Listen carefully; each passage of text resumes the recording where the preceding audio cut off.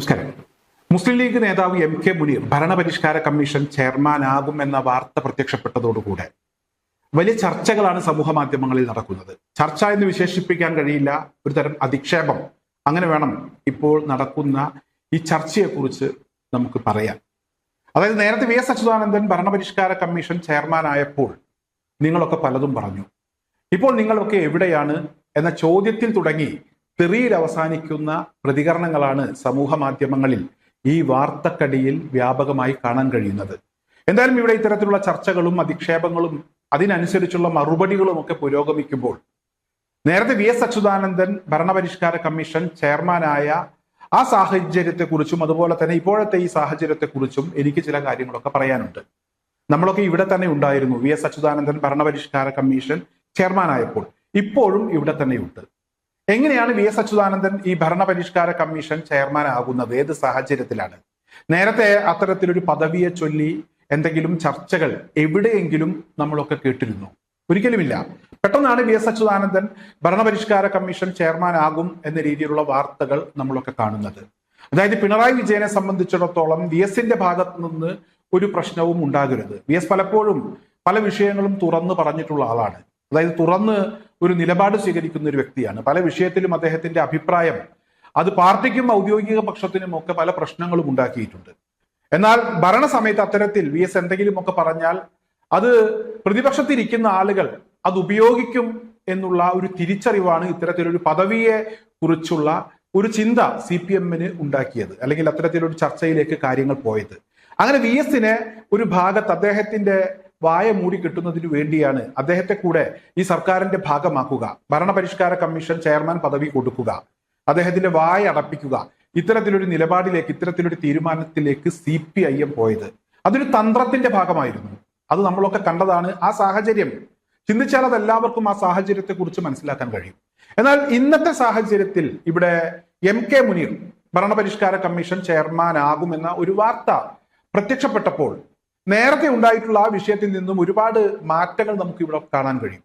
അതായത് ഒരിക്കലും MK മുനീർ അത്തരത്തിലൊരു പദവിക്ക് വേണ്ടി ആരെയും സമീപിച്ചിട്ടില്ല. പാർട്ടിക്കെതിരായ ഒരു വാക്ക് പോലും എവിടെയും പറഞ്ഞിട്ടില്ല.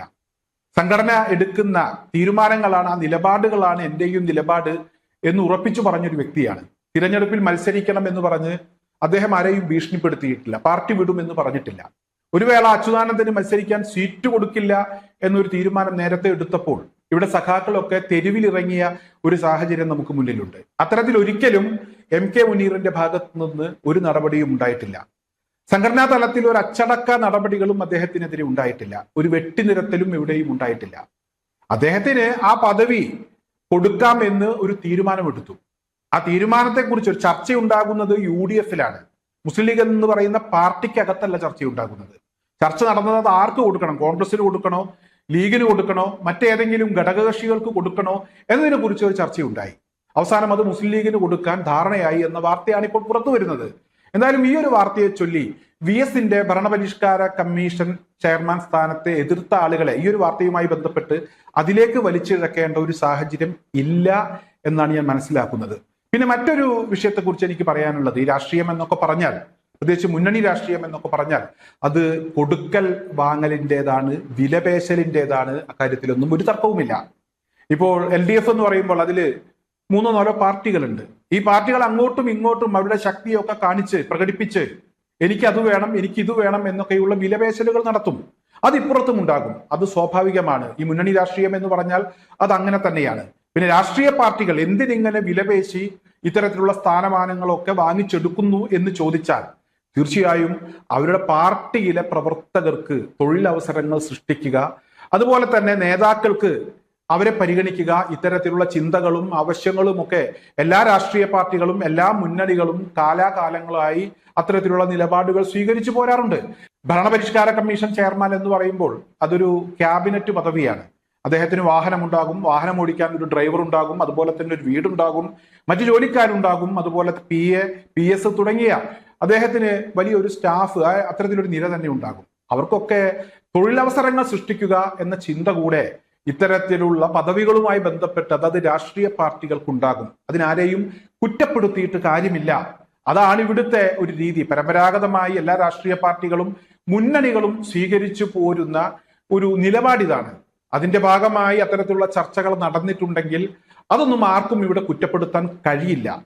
ആരും ഇക്കാര്യത്തിൽ വലിയ സത്യപ്പുള്ളികളൊന്നുമല്ല. എന്നാലും വി എസ് അച്യുതാനന്ദൻ ഭരണപരിഷ്കാര കമ്മീഷൻ ചെയർമാൻ സ്ഥാനത്തേക്ക് എത്തുമെന്നുള്ള വാർത്തകൾ വന്നപ്പോൾ അതിനെതിരെ രംഗത്തെത്തിയ ആളുകൾ, അവരെ സംബന്ധിച്ചിടത്തോളം ഞാൻ നേരത്തെ പറഞ്ഞ പല വിഷയങ്ങളും ആ ഒരു സാഹചര്യത്തിൽ ഉയർന്നു വന്നിട്ടുണ്ട്. എന്നുവെച്ച് ഇപ്പോൾ അഭിപ്രായം പറയണ്ട, നേരത്തെ അഭിപ്രായം പറഞ്ഞതാണ് ശരി എന്നുള്ള അഭിപ്രായം ഒന്നും എനിക്കില്ല.